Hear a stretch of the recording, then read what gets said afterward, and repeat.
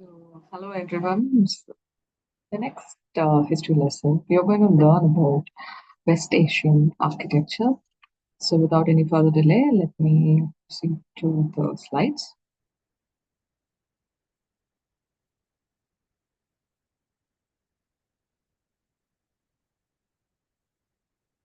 Hope my screen is visible. So, what is West Asiatic architecture? So, it happened in the West Asian region, yes, as the name denotes. So, how is going to, what were the influences which led to the architecture of it, and what was the architectural character of it is what we're going to learn today. Talking about the geographical condition, as we already know how a rise of civilization usually, goes around a place where water is abundant. As you can see here that Tigris and Euphrates, two long rivers, basically fertiled the land between them. So there were two long rivers. The portion in between that particular area, this comes under the West Asian civilization. And because it was very rich in fertile soil, there were alluvial lands, and it's called as the cradle of civilization. Okay? So this particular region is basically called as Mesopotamia. Mesos means middle and Potamus means river. So since it is located in the middle of river, it is called as Mesopotamia. Talking about the geological condition, we already know that because of the river, it is fertile in nature. So alluvial soil is abundant there. Because there is a river, the clay is also abundant there. So with the clay, they were able to make blocks of clay either in sun-dried portion or as a clean-burned one, and they use that as the building materials. And one more addition here is that they were able to glaze their bricks, so there was so much of color involved in its architecture as well. And talking about its climatic condition, they were extreme heat in summer and they were extreme cold in the winter. So, in order to avoid the climate interference, you can see there are so much of columned halls and porticos to protect themselves from the severe heat. You can also see that there were, because of the rivers, they were very afraid of flooding and things like that. So they usually raised their platform or the plinth area to a higher level. In terms of religious conditions, religion actually dominated their life. They see that God is at a greater height, so they want the deity or the temple. They call it as ziggurats to be towards the top, and at the top portion you can see that the deity is being kept. So Ziggurat is also known as the Holy Mountains, and you can see that in Mesopotamian civilization there were around 30 ziggurats. And social condition, you can see the social condition to be poor people. They were living in complex of houses with a central courtyard, and it was plastered with either paved bricks or mud plaster. They also had houses like 2 stories high with each separate rooms like sleeping rooms, kitchen, washroom, servant quarters, and something like that. That is how the architecture defines between the normal people or the middle class people. So, talking about his architectural character, as I already said, because of the river. So, anytime they get floods, because of the river, the course of river might get changed and things like that. They went for the building to be raised on a particular platform. So you can see the higher platforms are there, and you can also see that you have courtyards, and the rooms are actually arranged around the courtyards. That is one kind of planning they go with. You also have separate building structures that is kept as entrance gates in the city of palace planning and all. Here again, an arched gate is over here. So you can see this kind of build mythical character that is added to the entrance areas as well. Since they don't actually much have stone or timber in for construction, but uh, you can see that clay was abundant.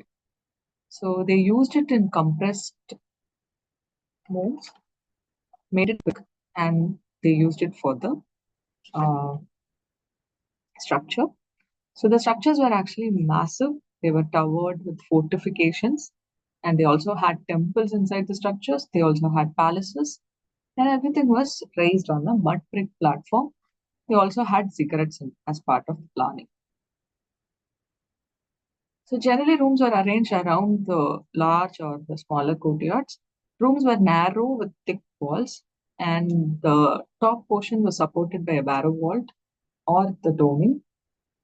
The roof were usually flat outside. When we from the outside, you can see that it looks flat, but actually there's a vaulting inside.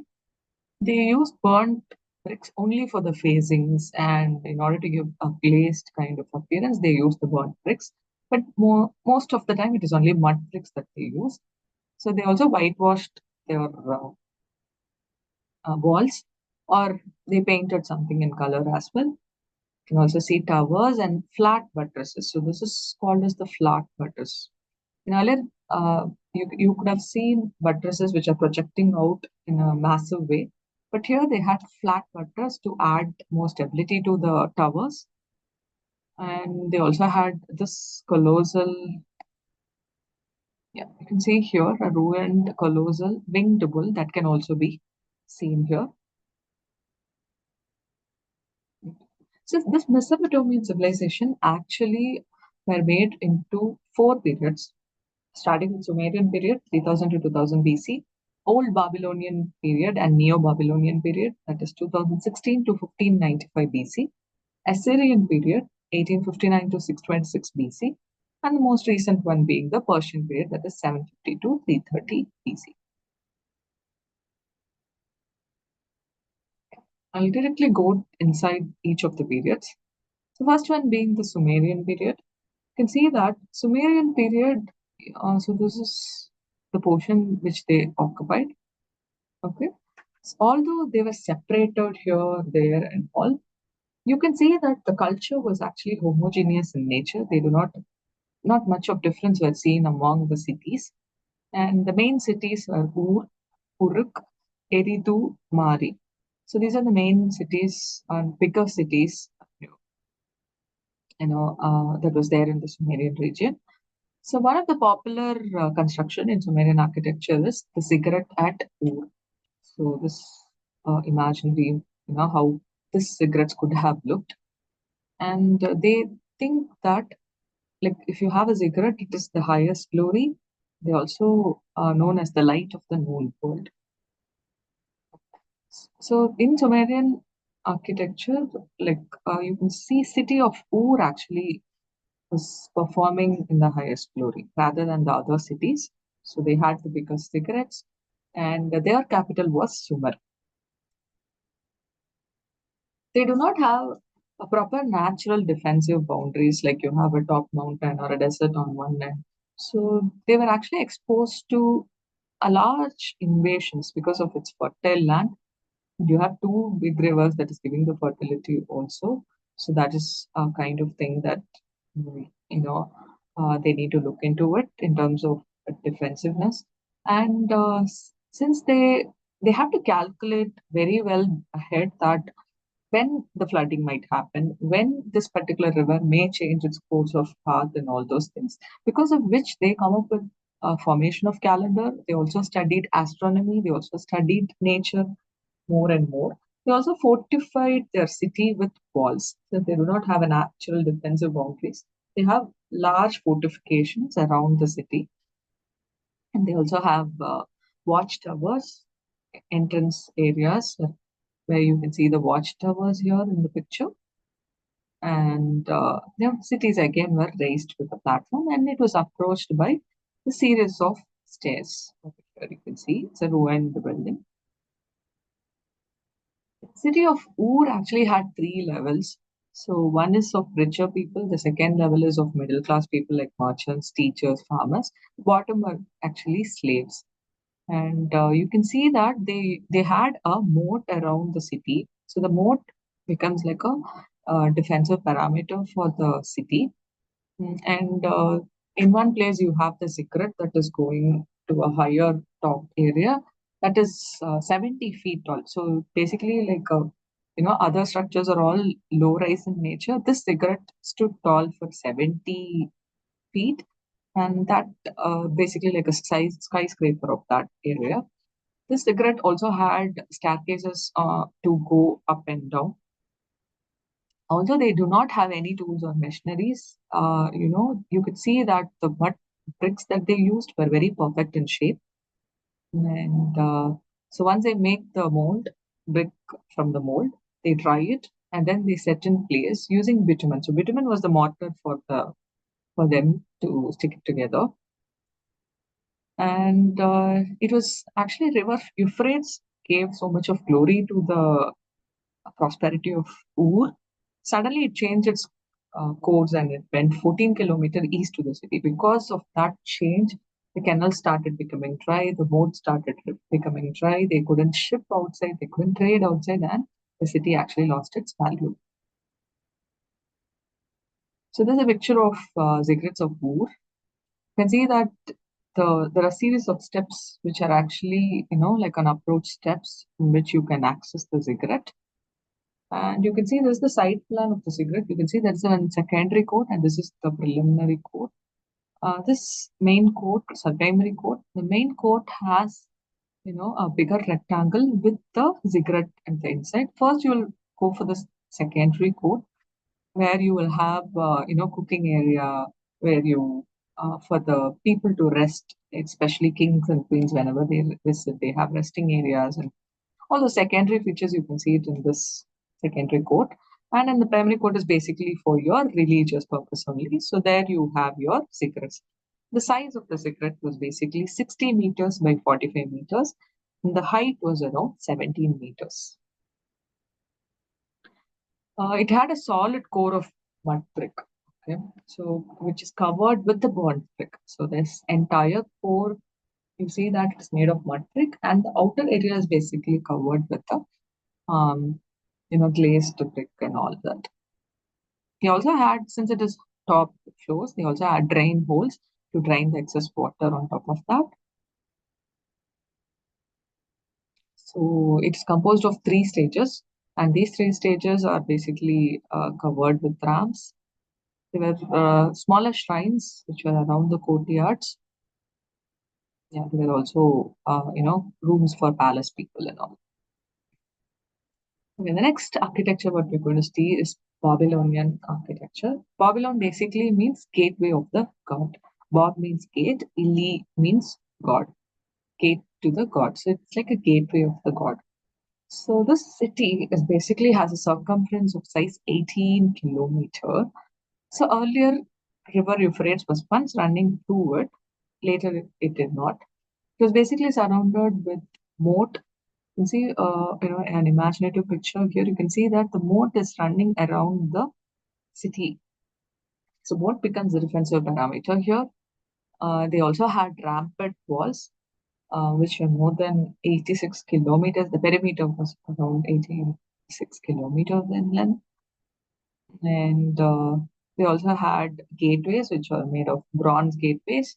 So there were main gateways of 8 numbers, which was protected by different gods. The main palace and gate were dedicated to Ishtar gate. So this blue one is called as the Ishtar gate, and it is for the goddess of love and battle. You can see that this Ishtar gate alone stands separately with that astonishing blue color, and it is on either side it has a tower flanked like that. It looks like a flat buttress also. It does the flat buttress work as well. And you can see that it is covered with enameled brick. So the blue colors from the enameled brick, which is basically clean baked ones. The main structure to learn in Babylonian architecture is the Hanging Gardens of Babylonian. So this is basically constructed by King Nebuchadnezzar, to please his Persian wife. His Persian wife basically had so much of garden when she lives, but when she comes here, she's not able to find so much of garden. So she asked her husband, and Nebuchadnezzar king, he constructed this Babylonian Hanging Gardens of Babylon. Although they say so much of stories about the hanging gardens, we don't actually know the actual proof of how that palace could have been. But it is noted that there was so much of green walls, roof gardening. They even had trees on top of the structure and all those things. So the size of this uh, Babylonian garden was 275 meters by 185 meters.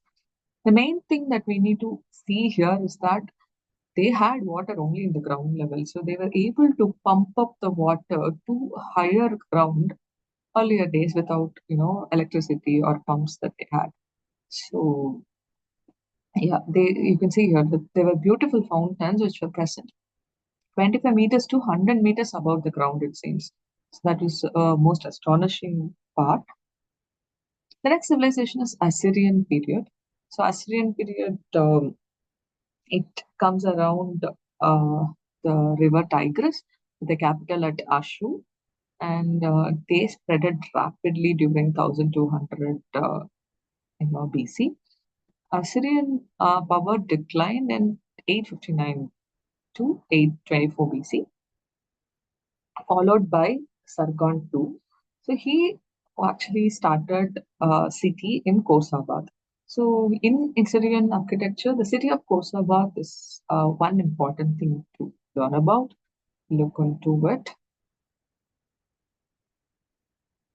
I'll directly go to the planning of the Kosabad, where we can explain other things as well. So as you can see here, this is the city of Kosabad. So you can see that you have three main buildings here, right? And this is the palace of Kosabad. Okay, so this is the center part is the palace of Kosabad. You can see that there is a bigger court here surrounded by so much of rooms around, and this court or this palace is approached through the series of steps here. Even the horse can be taken inside, it seems. So, and also you have a ramp around, again, for the horse and people to climb up. You can see that it is placed on a higher platform. This palace is actually divided into three parts. So, on its left wing, you can see that there is a ziggurat over here, and this is the temple complex. And on the right wing, here, it is the state court. That is the administrative portion of it. So we see it here. So let's say this ziggurat and this portion is the religious portion, and this court, the secondary court, and around area that becomes the throne room and the administrative office for city of Kosabad. It is this palace alone actually covers an area of 23 acres, it seems. Okay, so each building was raised upon a terrace and it was approached by rams. Um, and each of the main entrance, it had winged bull as the supporting feature. And the height of the winged bull were around 12 feet 6 inches high. They also have dado slabs to a height of 7 feet. So on the dado slab, you can see so much of sculptures and kings and their courtiers, the procession that they take, and all those were mentioned in that. The throne room alone was 160 feet by 35 feet, and the thickness of the walls were around 20 feet. So you can see how thick and massive the palace was. And you can also see sunken vertical paneling, and the towers were whitewashed. You can see polychrome bricks are used many areas. You can also see half columns that are abutted on top of the wall as purely as a decorating agent. The, the ziggurat has a base of 45 meter, rising to a height of again 45 meters. So it gives you a proper cube kind of setup. And there was a 1.8 meter wide ramp that takes you to the ziggurat. So here you see the ziggurat. So this entire structure is basically made of ramp. So you can go around the ziggurat and see the deity on top. The next period is the Persian period. So Darius I, he is actually coming to the throne, and this Persepolis is the capital. They have two capitals, one is Susa and one is Persepolis. This Persepolis is called as the gateway of all nations.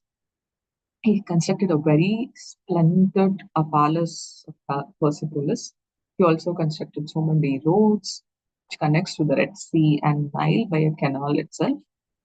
And yes, so the Palace of Persepolis was actually begun by Darius I, but later his son Xerxes I basically mostly he executed most of the planning by himself. You can see that the size of the palace was around 460 meters by 275 meters, which basically, if I convert it to kilometer, it is half a kilometer by quarter kilometer in size. It is rising to by a platform of 15 meters above the ground level. The approach to the palace has two magnificent flights of steps on either sides on the northwest of the area. It it was very shallow enough that even the horse can come on top of it using the stairs. So just the entire plan, you can see that you have a hall of 100 columns here. This portion is called Apadana with three porticos here, and this is the tri-pylon. Here, pylon basically means entrance. So since the structure has three, tower kind of area over here, this is called as the tri-pylon. And you also have a gateway of Xerxes, gateway of Darius, and you can see so much of detailing as well. The main or the important one over here is Apadana. So this Apadana of Darius is basically the grand audience hall, which is of 726 square meter in nature and 36 columns enclosed by this. There are 36 columns here, which are enclosed by double colonnades on three sides. Okay, this Apadana has a statue which is very important and very famous. The statue of Apadana, which has a vast relief which shows the delegates, nobles advancing in dignified procession. So that's the image given here. So you can see that it's a bas relief made on the statue of Apadana. Okay, you can easily see like who's the delegate and what kind of costumes they have, the unique costumes, and what are they nobles or common people that can be easily differentiated through the picture that is shown here. So yeah, we'll have a detailed look at the plan here. So this is the Apadana that we saw, 36 columns and three porticos. And this is the throne hall, which is very massive. So it's square in shape as well. You can also see that this is Palace of Xerxes, and harem is basically the place where women only live there. The small one is the council hall, and this portion is the treasury. Okay, treasury of the entire thing, I mean the palace. And here you can see the procession happening here. Okay, so you can see the shallow steps, which is actually leading to the entrance of those days. Shallow steps was not even considered; they are very deeper rises. But this is a good thing that they did, so that even the horse can approach inside. People can come along with their horses inside the palace. So this is the picture of the winged bull kept at the entrances. The ruined portion of the tripylon, maybe. You can see the present scenario of how it looks here, here, and here. Yeah. So this could be the actual picture, but this is how it looks today. And this is a reconstructed image of the steps and the entrance towards the palace. Very detailed. No, so much of detailing is given here. So Xerxes, he added his own palace in the southwest, connected by the harem, and he also built the hall of 100 columns. And his throne hall were actually 225 feet square, with columns that are 11.3 meters high, which basically means 37 feet high. It supported a flat roof. The columns had detail like this. There are two winged bulls or two dragons, which actually supports the beam. So that became the capital. And they also had stepped battlements on the parapet wall on top of the fortification. They had brilliantly painted outer look, all those things. The main hall was actually built in stone, and you can also see smaller apartments had wooden shafts, and the complex capitals were also there, and they were also deeply decorated. This three-dimensional image on top. So this is actually the current condition of Persepolis. You can see the winged bulls embossed from the walls. You can also see the thickness of each of the area with the mud brick. And this is the again winged bulls, like the entry. Look at the column capital, it's very detailed.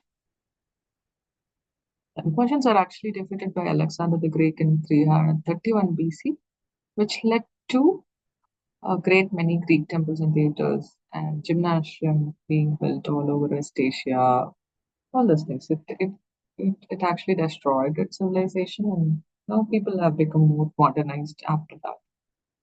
It's all about West Asian architecture, Mesopotamian architecture. Thank you.